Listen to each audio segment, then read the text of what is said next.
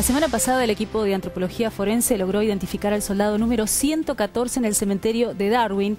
114 soldados que ya no son solo conocidos por Dios. Y este fue uno de los ejes de la investigación de Laura Panizo, investigadora del CONICET, que nos acompaña esta mañana. Gracias por acompañarnos. No, gracias a ustedes. Buen día, Laura. ¿Qué pasa con una familia, especialmente con los padres, ¿no? Sí. Que de un día para otro pueden identificar dónde está enterrado su ser querido? Bueno, la verdad que la movilización es muy importante, porque lo que hay que pensar que sobre todo las identificaciones son muy recientes y desde la posguerra hasta la actualidad pasaron por procesos de enfrentamiento a la muerte que yo llamo extraordinarias, porque rompen los marcos convencionales, nos atraviesan a través de las prácticas tradicionales y son procesos activos en la vida cotidiana. Entonces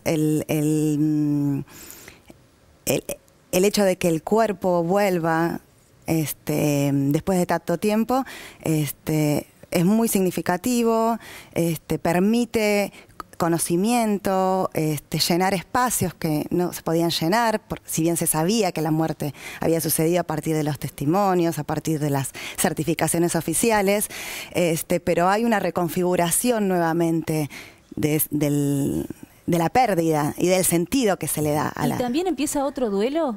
Yo no sé si diría empieza otro duelo, pero sí lo que empieza es otro tipo de enfrentamiento. O sea, fue un proceso muy largo, muy activo, que se fue viviendo y tramitando por muchos familiares a través de muchas prácticas.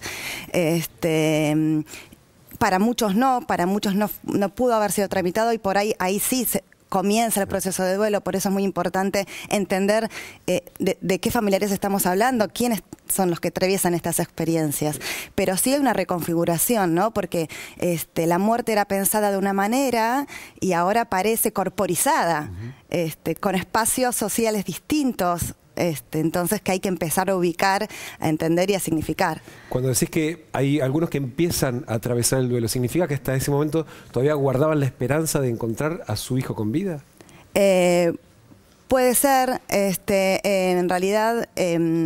si bien había un tipo de reconocimiento social de la muerte, del héroe de Malvinas, el tema de la esperanza siempre estuvo al principio, y puede pasar incluso con los del crucero General Belgrano, los desaparecidos en el mar, pero más tiene que ver que con eso, que puede pasar en algunos casos, con el tema de que la ausencia del cuerpo a veces obstaculiza poder hacer los rituales de paso, de despedida, de cierre. Entonces, si bien según los individuos que se enmarcan en grupos de identidad y pueden elaborarlo a través de prácticas, otros individuos, sujetos sociales más aislados, familiares más aislados, que no pueden tramitarlo de esa manera.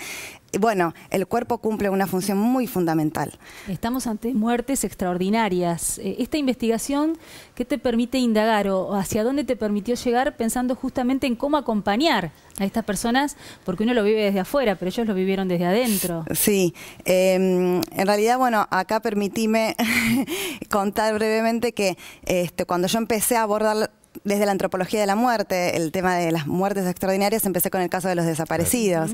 Y bueno, después de haber hecho mi tesis de licenciatura sobre el caso de los desaparecidos y las problemáticas que trae la ausencia del cuerpo, la muerte que yo llamé desatendida, etcétera, me pregunté por el caso de la guerra de Malvinas, que tenían situaciones similares: ausencia del cuerpo, bajo el mismo gobierno dictatorial, muertes violentas que también reconfiguran.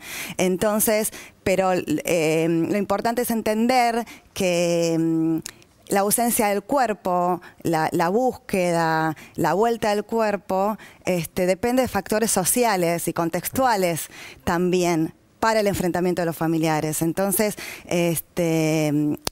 entender qué significa para ellos, las dificultades que tuvieron, la negativa que tuvieron los familiares desde un principio, que no querían recuperar los cuerpos, bueno, tiene que ver con cuestiones y con procesos a lo largo del tiempo y muy contextuales. De hecho, en el caso de los desaparecidos, en muchos casos en fosas comunes, en los últimos años han aparecido, digamos, algunos de los cuerpos, donde cambia la figura precisamente de desaparecido a asesinado. Totalmente, ¿no? totalmente. Eso también cambia, me imagino, la familia, ¿no? Cambia la configuración de los deudos, porque empiezan a ser deudos. O sea, de ser familiar de un desaparecido empieza a ser un deudo, con la atención ritual, con la atención social y con todo lo que implica. Entonces, sí es muy importante. Son más que cicatrices en la historia, son cicatrices en las personas. En las personas, y lo que quiero no dejar de comentar es que si bien nosotros hablamos del tema, bueno, cuando aparece una noticia en el diario o recordando alguna fecha específica, para los excombatientes y para los familiares es un tema activo en la vida cotidiana y en su proceso de elaborar la experiencia de guerra, la muerte de sus familiares, incluso de los excombatientes, de sus compañeros.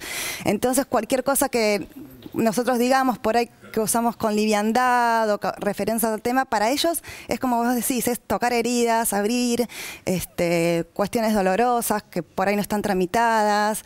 Entonces es un tema muy delicado, puede estar muy activo. Te agradecemos mucho y esperamos que sirva para eso. Bueno. Laura Panizo, investigadora del CONICET, para justamente que todos reflexionemos sobre eso y que sigamos manteniendo viva su memoria. Bueno, muchas gracias. Muchas gracias a ustedes.